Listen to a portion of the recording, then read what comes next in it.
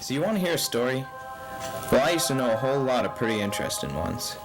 Some of them so funny you'd laugh yourself unconscious. Others so terrible that you'd never want to repeat them.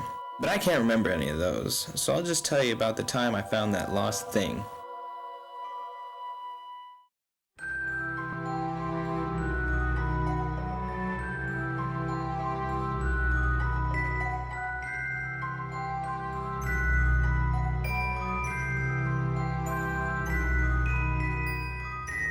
This all happened a few summers ago, one rather ordinary day by the beach. Not much was going on. I was, as usual, working tirelessly on my bottle top collection, and stopped to look up for no particular reason. That's when I first saw the thing. I must have stared at it for a while. I mean, it had a really weird look about it, a sad, lost sort of look. Nobody else seemed to notice it was there. Too busy doing beach stuff, I guess. Naturally, I was intrigued. I decided to investigate. Sure didn't do much. Just sat there, looking out of place. I was baffled. It was quite friendly, though, once I started talking to it. I played with the thing for most of the afternoon. It was great fun, yet I couldn't help feeling that something wasn't quite right. As the hours slouched by, it seemed less and less likely that anybody was coming to take the thing home. There was no denying the unhappy truth of the situation. It was lost. I asked a few people if they knew anything about it.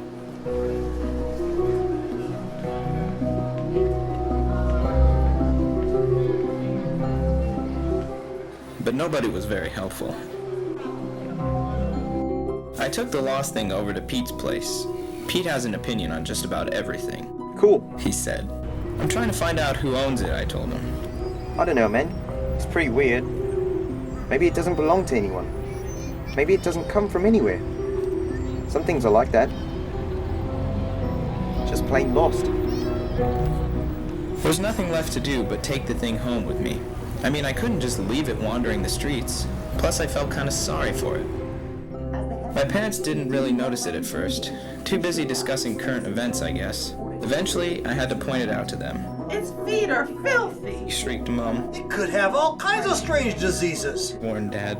Take it back to where you found it. They demanded, both at the same time. It's lost, I said, but they had already started talking about something else.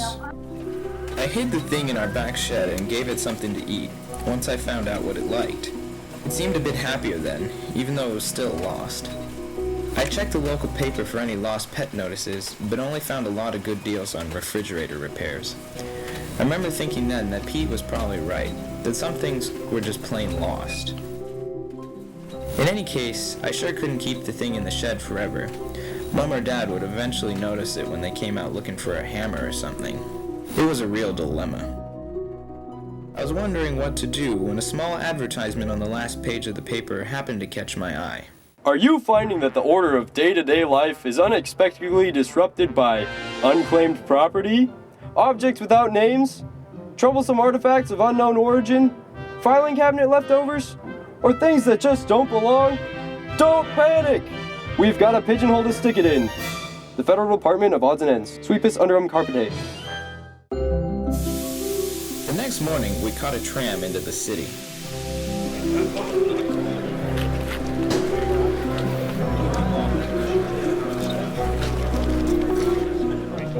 We arrived at a tall gray building with no windows. It was pretty dark in there and it smelled like disinfectant. I have a lost thing, I called to the receptionist at the front desk.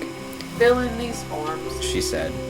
The lost thing made a small, sad noise.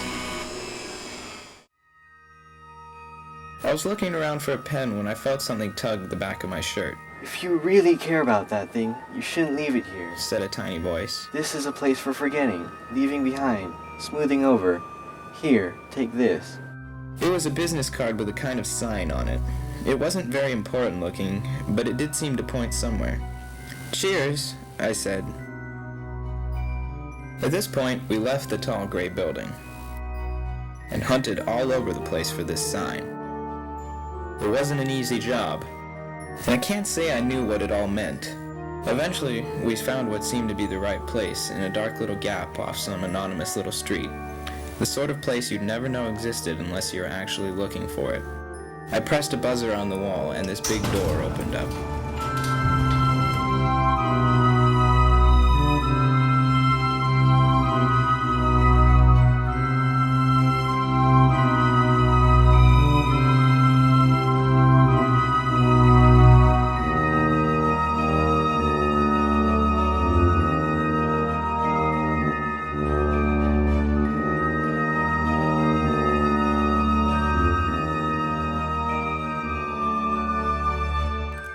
I didn't know what to think, but the lost thing made an approving sort of noise.